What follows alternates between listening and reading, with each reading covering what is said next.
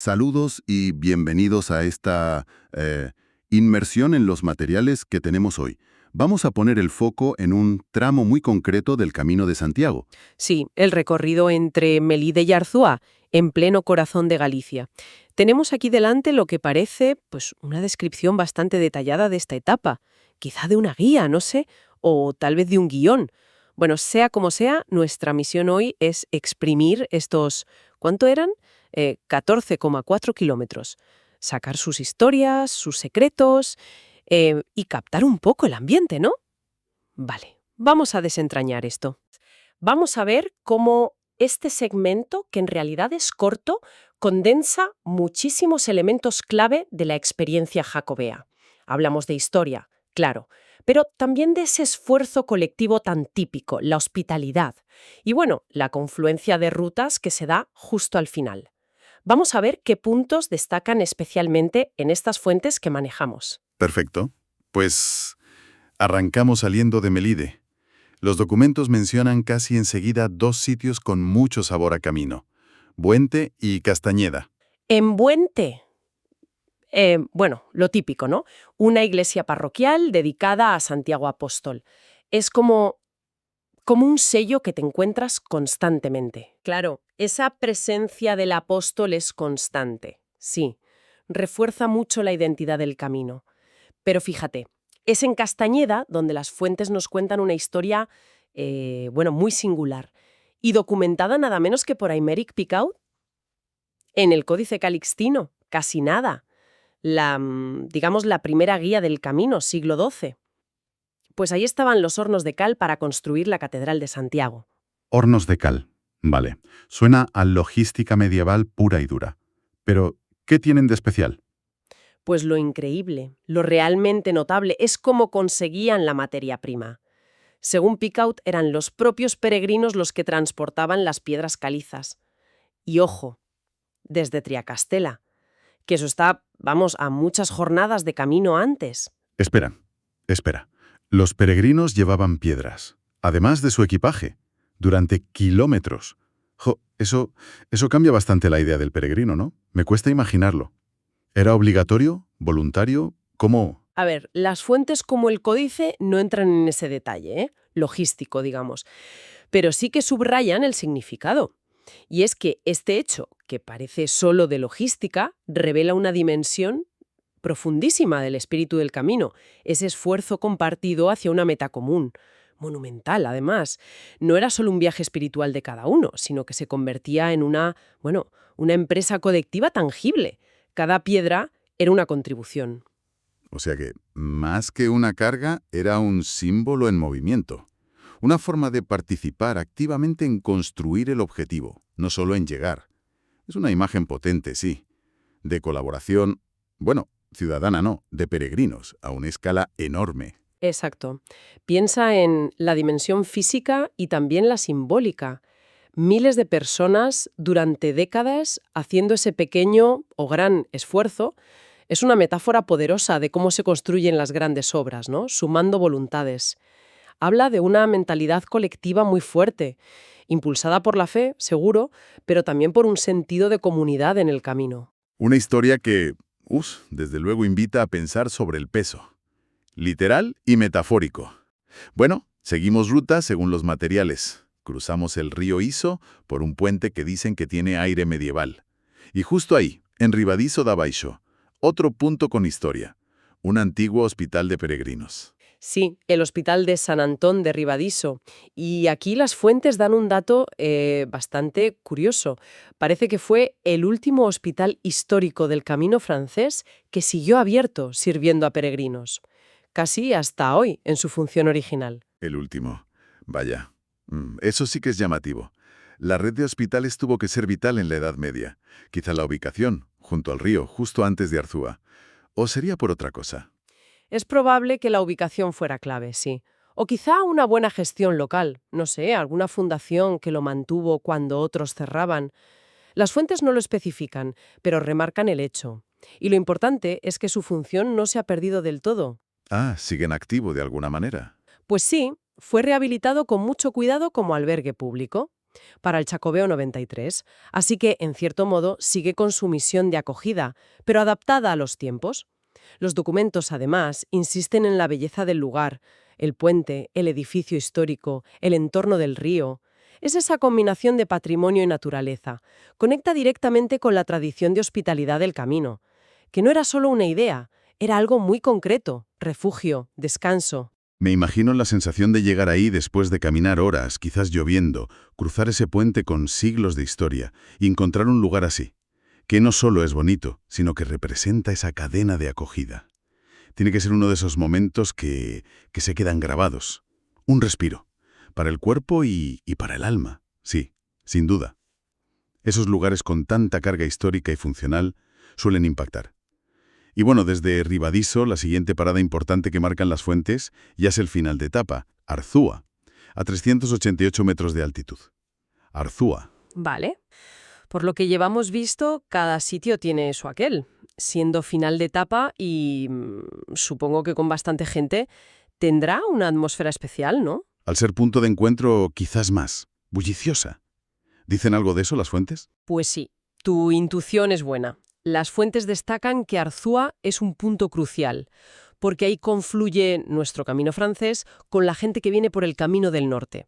Esa convergencia, claro, la convierte en un lugar más animado, un punto de encuentro de verdad, donde se mezclan experiencias, idiomas. Ese bullicio es parte de su identidad jacobea hoy en día. Entiendo. Una especie de crisol de caminos. Y esa mezcla de gente seguro que se nota en la cultura local. Quizá en la gastronomía, por ejemplo. ¿Mencionan algo?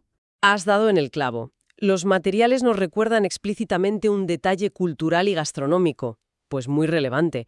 Estamos en plena comarca del queso. Denominación de origen Arzúa Ulloa. Y eso no es solo que sea un producto típico, es que garantiza calidad, origen. Es un signo de identidad fuerte. Probar el queso forma parte de la experiencia cultural, de conectar con la tierra que pisas. Queso, buen apunte, sí señor. Delicioso y práctico. Siempre viene bien saber qué probar. Entonces, si tuviéramos que hacer un resumen rápido de los puntos clave que sugieran no perderse en Ruta y en Arzúa, ¿cuáles serían? Claro. Recapitulando, según los textos, en la caminata los hitos serían la iglesia de Santiago en Buente, como ejemplo de esa arquitectura religiosa del camino.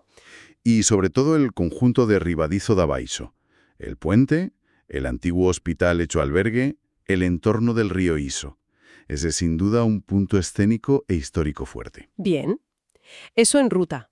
Y al llegar a Arzúa, ya en Arzúa, pues mencionan varios sitios. La iglesia parroquial, también de Santiago, como no, y destacan además la capilla gótica de la Magdalena, que es interesante porque dicen que perteneció a un antiguo monasterio agustino que también era hospital de peregrinos, aunque ya no exista. Nos habla de la densidad histórica de la acogida en Arzúa. No solo estaba Ribadiso cerca. O sea, que Arzúa era un centro de acogida importante ya desde hace mucho. Fascinante. ¿Algo más en el pueblo? Sí, mencionan también la pequeña capilla de Amota, que está al lado de una carballeira, un robledal típico gallego. Son estos pequeños templos, ermitas, espacios naturales, los que configuran el carácter del lugar, más allá de la calle principal por donde van los peregrinos. Parece que Arzúa, aunque no sea una ciudad grande, concentra bastante patrimonio ligado al camino. He visto también que las fuentes sugieren un par de visitas, fuera de la ruta principal. ¿Qué cuentan? Correcto. Proponen 2 desvíos, para quien tenga más tiempo e interés. Uno, bastante cerca, a unos 5 kilómetros, el Pazo de Brandeso. Un pazo, bueno, es esa casa señorial gallega. Y lo curioso de este es su conexión literaria. Literaria. ¿Cómo es eso? Pues nada menos que con Valle Inclán. Parece que el escritor situó allí parte de su solapa de otoño, aunque aclaran que el interior no se visita, ¿eh? Pero saber ese vínculo, pues añade una capa cultural interesante al entorno. Imaginar escenas de la novela allí. Literatura, historia, paisaje. Buena combinación, sí. Añade profundidad saber que un lugar inspiró a un escritor así. ¿Y la otra sugerencia de desvío? La otra está un poco más lejos, a unos 10 kilómetros. Es el embalse de Portomuros, en el río Ulla. Este apunte es interesante porque nos saca un poco del foco exclusivo del camino. Se orienta más al turismo rural, deportes náuticos, da una perspectiva diferente de la comarca, muestra que tiene vida y atractivos más allá de la ruta jacobea, una visión más completa del territorio, digamos. Entendido. Ayuda a ver la zona no solo como un pasillo para peregrinos, sino como un lugar con su propia vida. Bien, si intentamos ahora dar un paso atrás y ver el conjunto, ¿qué significa todo esto? Al repasar lo que hemos sacado de las fuentes sobre este tramo Melide-Arzúa, la sensación que me queda es que, aunque sea corto, es como una pequeña muestra de todo el camino. ¿Compartes esa idea? Totalmente. Comparto esa visión. En apenas 14 kilómetros y pico, estos materiales nos presentan una densidad sorprendente de elementos significativos. Tenemos la historia casi legendaria, ¿no? Y tan simbólica de Castañeda y Los Hornos, que nos habla de esfuerzo colectivo, de fe, y luego la historia más tangible de la asistencia, de la hospitalidad, con el ejemplo vivo de Ribadiso y los restos de otros hospitales en Arzúa. Y no es solo mirar al pasado, también está muy presente la naturaleza, que las fuentes remarcan en el entorno del Iso. Luego la cultura local, que sigue viva, con el queso Arzúa Ulloa como bandera, o esa pincelada literaria de Valle Inclán. Exactamente. Y, por supuesto, la propia dinámica del camino como red que confluye, que se ve clarísimo en Arzúa, convirtiéndola en ese punto de encuentro, de mezcla que decíamos antes.